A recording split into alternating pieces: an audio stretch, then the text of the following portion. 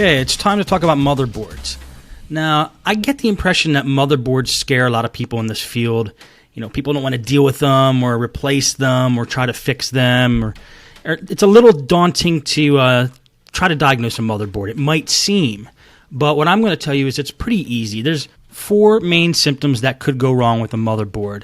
And they are 1, the laptop won't power on.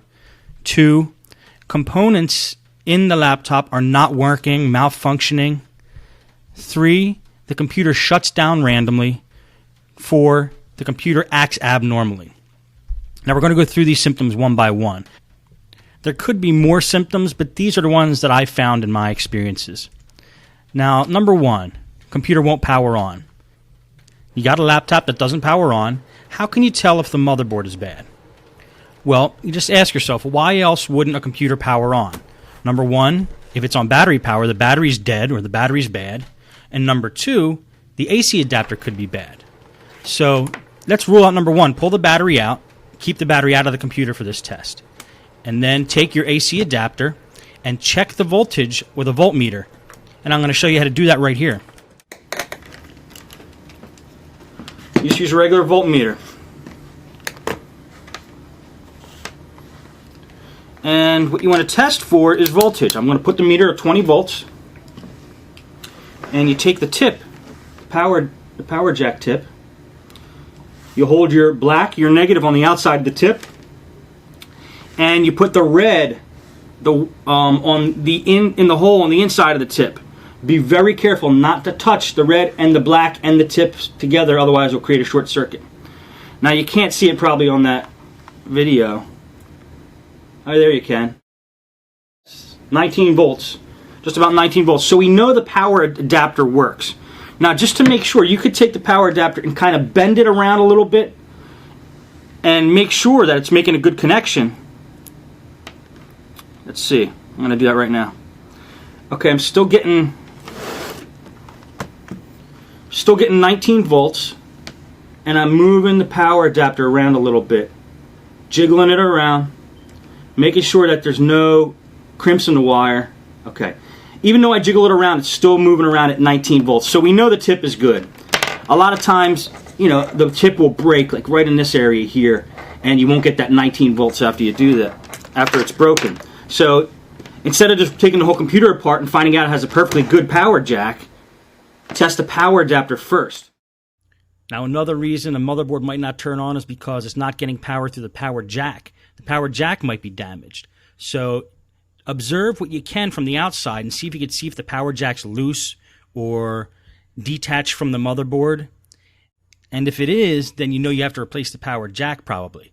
But if it looks like it's secure, the only way we're going to be able to test the power jack is to get down to motherboard level and look at where the power jack is soldered onto the motherboard.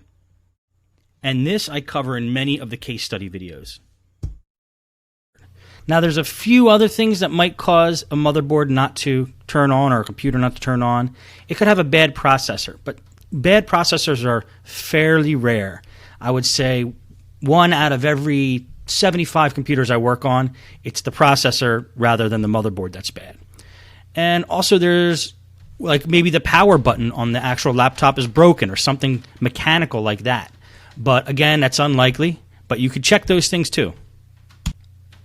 Okay, number 2, components in the laptop won't work. For example, a CD drive or a wireless card don't show up in Windows or they're not working properly. Well, that could possibly be a motherboard, but the way to test that is to replace that component. If your CD drive's not working, replace the CD drive. If it's still not working, maybe the CD drive controller on the motherboard is bad. I've had that happen on a couple Toshiba laptops I worked on. I bought a brand new CD drive, put them in, it's still not working, still wasn't recognized by the BIOS, and it was a bad motherboard. Now HP also had a problem with their wireless cards. But it wasn't the wireless cards that were bad, it was the actual controller on the motherboard that controls the card that was bad. I think it was positioned next to a chip that got real hot, like the graphics chip or something like that on the motherboard. So if you have a laptop with components not working and you replace the components and they're still not working, then you might have a bad motherboard.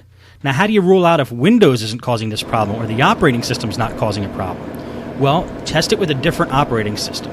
This is always a good test of a motherboard using like a Linux distribution like Knoppix, or using the Ultimate Boot CD for Windows. These are both bootable CDs, and it's essentially testing the hardware of the laptop because you're running it on a different operating system. Last thing to try if components aren't working and you suspect it's your motherboard, flash the BIOS of the motherboard. Maybe the BIOS got corrupted somehow, and since the BIOS is handles the basic functions of a computer, maybe it's not doing its job and causing some abnormal activity in the computer.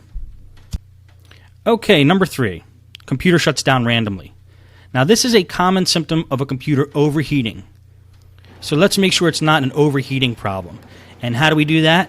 Well, what I do is I take a can of compressed air and I blow it into the laptop in the bottom where the fan is, and also in the heat sink on the side of the computer.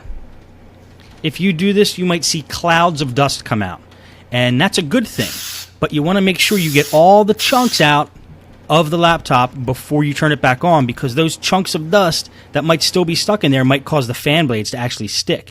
I go over this in the case study videos, and several of them. Watch how I do that there, and you can see in action, cleaning out a laptop and getting all the dust out of it. Now, once you get the dust out of a laptop and you're sure that the fan is spinning and the airways are clean, if the computer keeps shutting down after this, you can be pretty certain that it's not the CPU overheating that's causing the problem, but a problem with the motherboard. I've had systems where I opened them up, I made sure all the airways were clean, and made sure that the heatsink was making a good connection with the processor, put it all back together, and the computer still powered down. It turned out it was a bad motherboard. Okay, number 4, the computer acts abnormally. It blue screens, things aren't working the way they're supposed to, it doesn't boot up every time, it doesn't boot up at all sometimes. Now first I want to make sure it's not Windows that's causing a problem, so again, we're not going to deal too much with the software side, so do all your Windows fixes and make sure that Windows isn't causing a problem.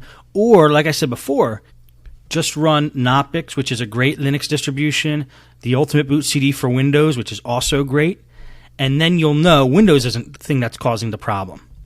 Then, if you're still having problems with the computer acting abnormally, start taking out components one by one. Take the hard drive out. You could do that if you're running it from a live Linux distribution.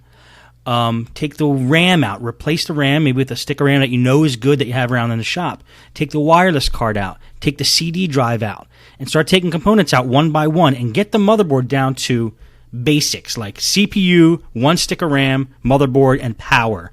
And hook up the screen and just make sure that it goes on. But break it down to basics so you're sure that it's not a component that's causing the problem. So once you have it all broken down to basics and you're sure Windows isn't causing a problem, then it's probably a bad motherboard. Okay, so it's a bad motherboard. Now you need to buy a motherboard. Where do I buy my motherboards? You guessed it, on eBay. I love buying on eBay because you got a great selection. You can buy from multiple sellers and you usually get the best price. Now, the way to search on eBay for a motherboard is first try to get the model number off of the motherboard itself if you can. If you have access to the motherboard, you already took the computer apart, get the model off the motherboard and do a search for that motherboard. If you're not at that point and you still need to order the motherboard, you could type in the model number of the computer you got the motherboard out of and do a search that way. Like, let's say if it's a Compaq M2000, just type, in eBay, Compaq M2000 motherboard, and do a search like that. The problem with doing a search like that, though, is, for example, HPs have like a DV6000 model, but there's actually like 100 different submodels in the DV6000 series, and some of them have different motherboards than each other. Like, say there's a DV6310 US or DV6425. So that's when you have a computer like that, it's a little dangerous to search for a motherboard just by model number of the computer alone. I've gotten burned on that many times myself, and so it's best just to pull the motherboard out and look on the motherboard and get the model off the motherboard and do a search to buy one using the model number of the motherboard. Now that leads to the next question. How do you get the motherboard out? Well, that's what all the case study videos show you. A lot of them involve bringing the laptop down the motherboard level when we're doing a repair. But before you watch the case study videos, make sure you watch the video on how to take a laptop apart, get the basics, then watch the case study videos, and then you can attempt it yourself.